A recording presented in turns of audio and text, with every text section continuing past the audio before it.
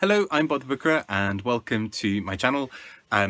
Recently I had a video go out about the first of these two shortlists from the Polari Prize. I should mention there is a third shortlist, which is children's and YA.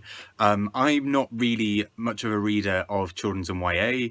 I don't have kind of kids of my own that I would be reading this with as well. So I kind of feel like I'm not particularly qualified to comment on those, so I've kind of just focused on the two that are non-children's, the two shortlists that are not children's and YA, but by all means that's also there to check out if you think that would be really useful for you or for people you know.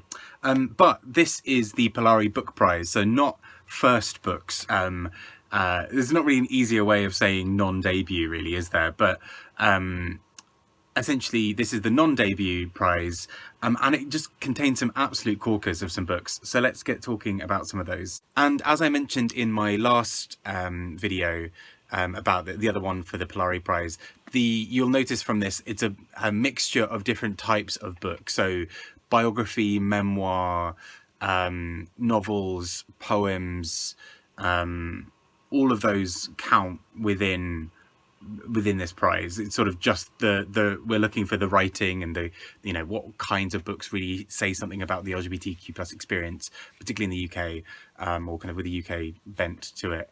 And so we've kind of got this wonderful range of books here, and let's talk a little bit about them. So first up, alphabetically, we have one of my favourite books from last year, Neil Bartlett's Address Book, and I have gone on about this book a lot. I adore it. I think it's fantastic. I think it's just, it moved me so deeply. Essentially it's a set of small, almost sort of vignettes really, or sort of almost short stories that are interconnected, that talk about various people, particularly around certain geographical locations. So a few houses come up quite often, where kind of people go in and out, but essentially in doing so we get this history of LGBTQ life in particularly in London really, but focus sort of over a period of time, and in that we cover changing attitudes, we cover sort of changing histories, so things like the HIV/AIDS epidemic. We get various other bits in here around civil partnership and marriage. We just get this sort of, we basically watch as the entire country changes in terms of both legally and in terms of how people respond to themselves and to other people, particularly around LGBTQ plus people, which I just thought was really beautiful and really profound. And I just urge you to go and read this because it's just fantastic, and I think is still like a book I think about quite often and really care deeply about. It's a beautiful book. Next up we have another book that I spoke about fairly recently, which is Valentine, Ackland, A Transgressive Life by Frances Bingham. This is a biography of her, and basically she was this really curious figure from history. She was in a relationship with Sylvia Townsend Warner, the poet. She herself was a poet, but there's this whole sort of other thing that goes on in her world, because she was in this, what we'd now maybe call a lesbian relationship, at a time where that wasn't really the done thing, where it wasn't as accepted, where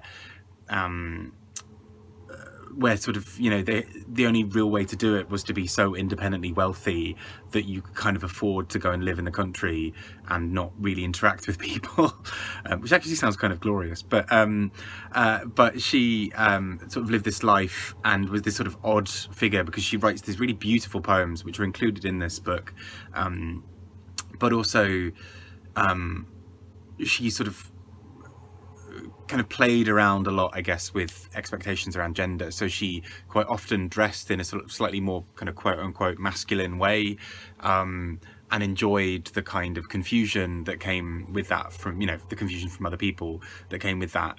But also it's just this sort of really curious figure because she then had a real struggle later in life and, sort of tried converting to religion again and all these sort of other things. But there were these sort of complicated relationships in the meantime between her and Sylvia Townsend Warner, and between another woman who she was sort of in love with briefly, and all these sorts of things, and just an absolutely fascinating life about someone I'd never heard of before. And it shouldn't have worked for me in that sense, you know, like a biography of somebody I know nothing about.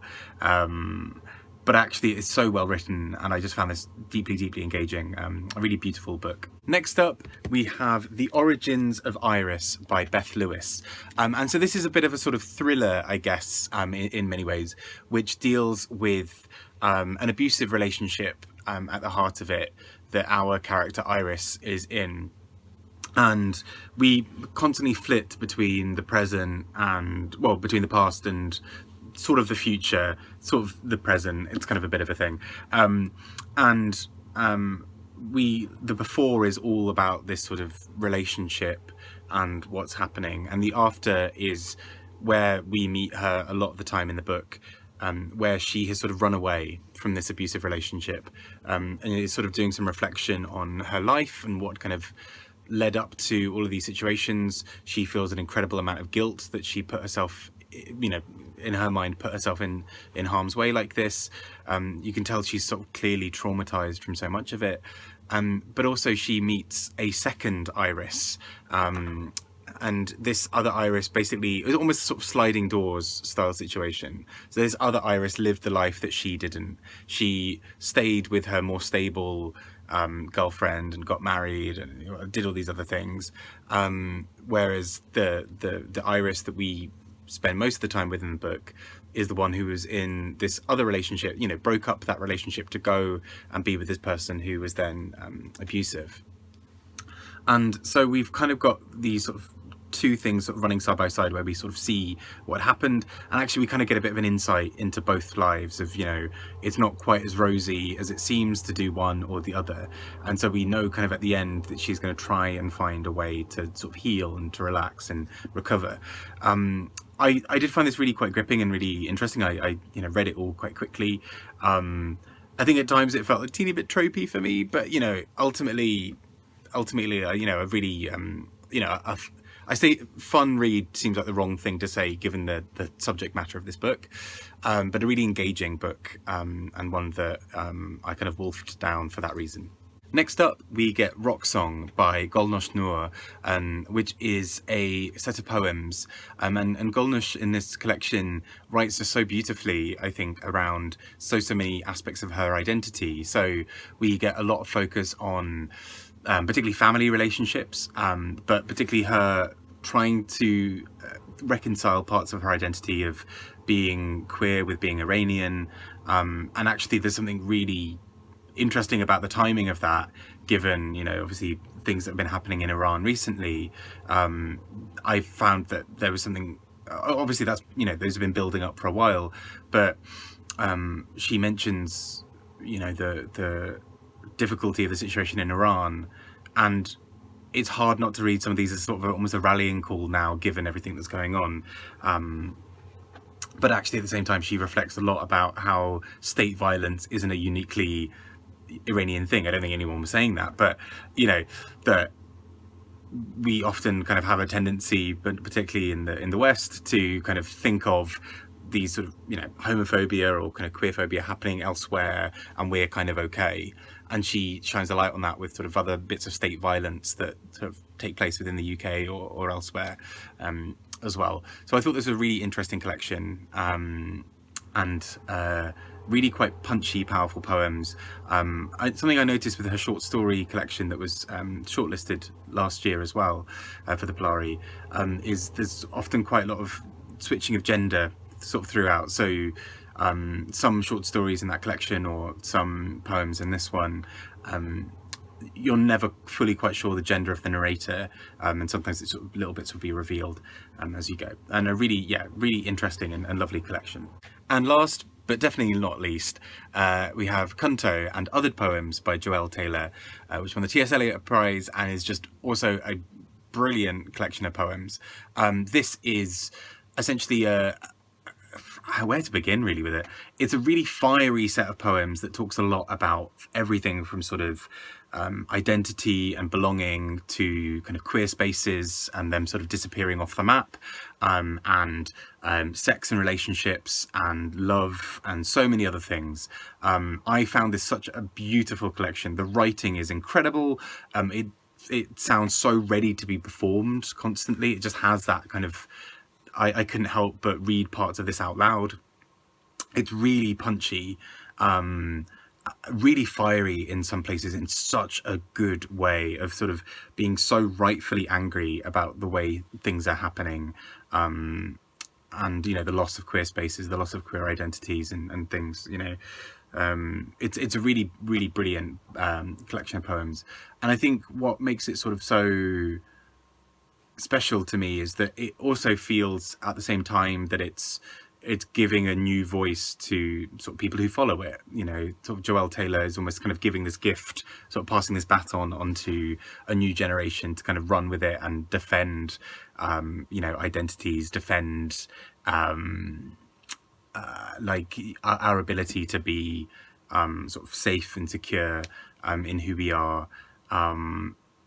It's a really great collection. It's just it does so much, I think, in a really beautiful way. And that brings us to the end of our shortlist. And this is again a cracker of a shortlist. 3 books here that I gave 5 stars to. Those being Address Book, the biography of Valentine, Ackland, and C+nto, all 3 of which I think are fab, and I would be rooting for to win. I have a personal soft spot for Address Book because it almost made me cry. I think it did actually make me cry thinking about it. But all of these are just such great books and great reads, and fab as well to see that so many of these 2 shortlists and the shortlist for the for children's in YA as well, are all books that you wouldn't necessarily immediately expect. I think that's something I've really appreciated with this prize. You'll occasionally have a few of the bigger names in here, Miriam Margolyes, in some ways C+nto by Joelle Taylor, sort of bigger names, Neil Bartlett as well. But then you don't necessarily have it sort of swamped by other like really big authors who maybe sort of sweep up and win every other prize. This often uncovers some really great gems, and I'm really excited to go along to the ceremony to see the winners. I think it's just a great list, and really urge you to check them all out. I've been Bob the Booker, talking about a book shortlist. Wow, what a florals in spring. But really great to read these nonetheless. I hope you've enjoyed hearing about them, and I hope you pick them up. I've been Bob. Take care and speak to you all soon. Bye bye.